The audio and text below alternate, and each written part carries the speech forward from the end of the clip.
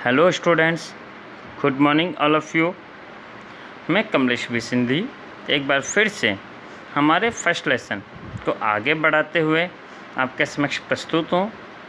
सबसे पहले उन सभी विद्यार्थियों को धन्यवाद अर्पित करना चाहूँगा जिन्होंने मेरे इन वीडियोस को लाइक किया व मेरे यूट्यूब चैनल को सब्सक्राइब किया। व इसी के साथ सभी विद्यार्थियों को भी सुझाव देना चाहूँगा कि जल्दी से जल्दी मेरे चैनल को सब्सक्राइब करें ताकि उन तक मेरी वीडियो सबसे पहले पहुंच सके व आप सभी इन वीडियोस से लाभ ले सकें।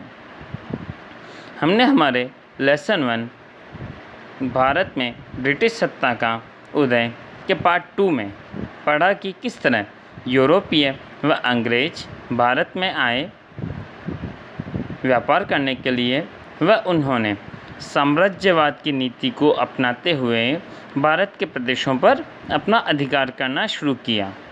इसी क्रम में हम अंग्रेज़ों के साम्राज्यवाद की शुरुआत के लिए हुए मुख्य लड़ाइयों के बारे में जानेंगे। इस पाठ को आगे बढ़ाने से पहले मैं फिर से आप सभी को सुझाव देना चाहूँगा कि इसमें बताए गए सभी इम्पोर्टेंट क्वेश्चंस को अपनी नोटबुक में लिखें ताकि आने वाले समय में आप सभी अपनी परीक्षा में अच्छा प्रदर्शन दे सकें। तो चलिए शुरू करते हैं। प्लासी का युद्ध।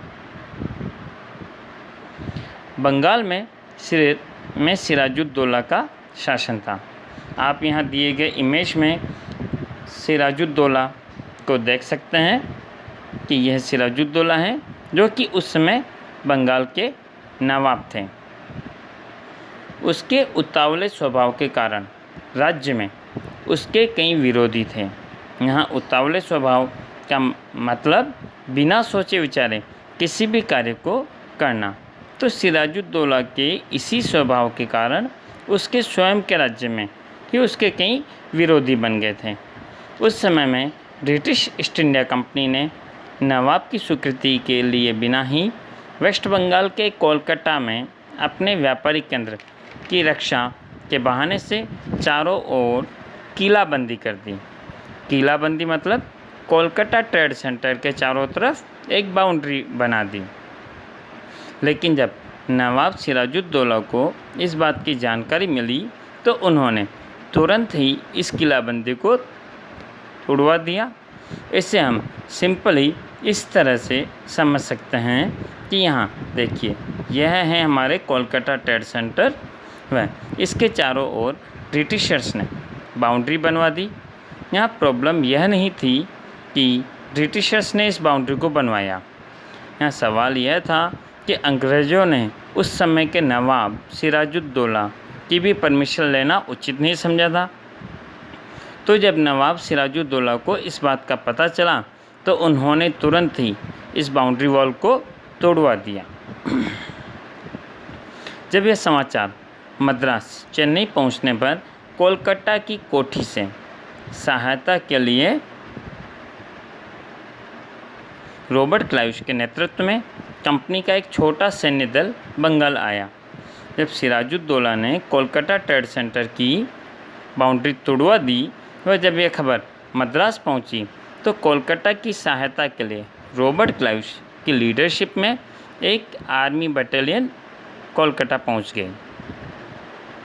ईस्ट इंडिया कंपनी का सैन्य अधिकारी का सैन्य शक्तिशाली होने पर भी नवाब की सेना को पराजित करना सरल न लगने पर रॉबर्ट क्लाइव ने दगाबाजी का सहारा लिया।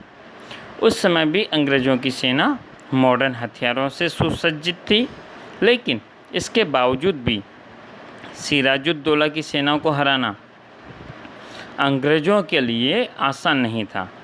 तो रॉबर्ट क्लाइव ने चालाकी से काम लिया व नवाब को पराजित करने के लिए षड्यंत्र की रचना की, जिसमें सेनापति मीर जाफ़र एंड सेठ अमीचंद को शामिल किया गया और कंपनी को नवाब द्वारा सताए जाने का बहाना बनाकर प्लासी नामक गांव के पास इसमें मैदान में युद्ध घोषित किया गया। नवाब सिराजुद्दौला को हराने के लिए अंग्रेज़ों ने उनके सेनापति मीर जाफ़र व सेठ अमीचंद को पद का लालच देते हुए अपनी तरफ कर लिया। वह कंपनी को बिना वजह परेशान करने के बहाने से प्लासी नामक गांव में एक युद्ध की घोषणा कर दी गई। पूर्व योजना के अनुसार मीर जाफ़र युद्ध में असफल रहा। सिराजुद्दौला युद्ध हार गया। वह क्लाइव के षड्यंत्र से प्लासी का युद्ध मात्र आधे ही दिन में पूरा हो गया, क्योंकि जब अंग्रेज़ों को का मीर जाफ़र व सेठ अमीचंद से समझौता हो चुका था तो उन्होंने अंग्रेज़ों का साथ दिया। वह इस युद्ध को हार गए, जिसके परिणाम स्वरूप सिराजुद्दौला भी यह युद्ध हार गया। वह प्लासी का यह युद्ध सिर्फ आधे दिन में ही पूरा हो गया। वह अंग्रेज़ इस युद्ध को जीत गए। तो इस युद्ध का परिणाम क्या निकला? ये परिणाम निकला कि अंग्रेज़ों को बंगाल के 24 परगना की जागीर मिल गई। यहाँ परगना यानी कुछ गांवों का समूह। तो इस तरह से कुछ गांवों के समूह को मिलाते हुए ऐसे 24 समूहों की जागीर अंग्रेज़ों को मिल गई। और मीर जाफ़र को बंगाल का नया नवाब बना दिया। वह इस तरह से 1757 ईस्वी में प्लासी के इस युद्ध द्वारा भारत में कंपनी के सत्ता की नींव रखी गई। यहाँ येलो बॉक्स में कुछ इम्पोर्टेंट पॉइंट्स आपको दिए गए हैं। आपको अपनी नोटबुक में लिखना है कि पहला, प्लासी का युद्ध कब हुआ? 23 जून सन 1757 में हुआ। वह दूसरा पॉइंट, प्लासी का मैदान पश्चिमी बंगाल में मुर्शिदाबाद से लगभग 38 किलोमीटर की दूरी पर हैं।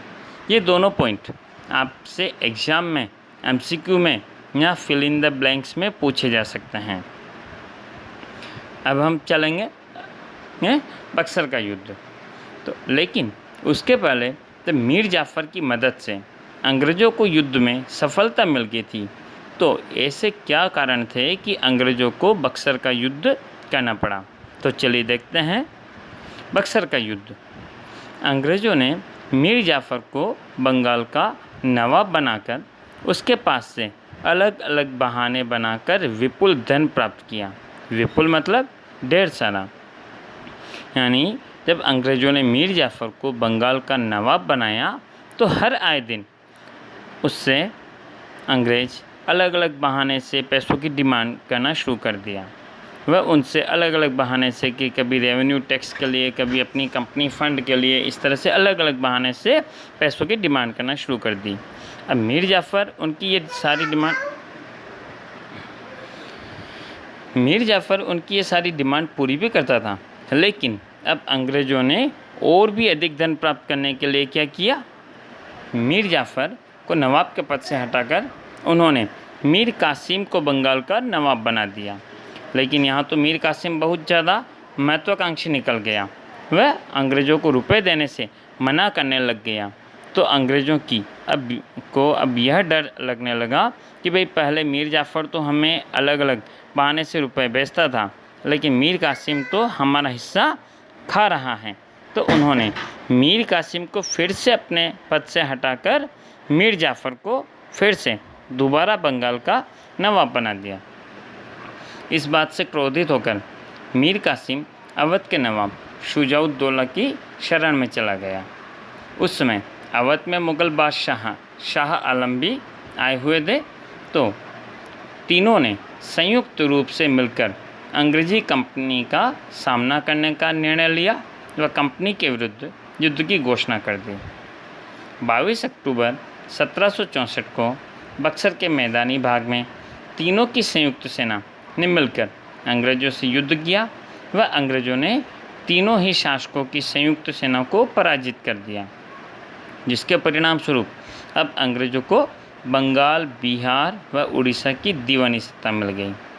इस तरह इस वीडियो में हमने देखा कि किस तरह अंग्रेज़ी कंपनी ने प्लासी के युद्ध व बक्सर के युद्ध को जीतने के साथ ही भारत में कंपनी के शासन की नींव रखी। वह हमारी अगली वीडियो में हम देखेंगे कि भारत में किस तरह से कंपनी ने अपने शासन का विस्तार किया।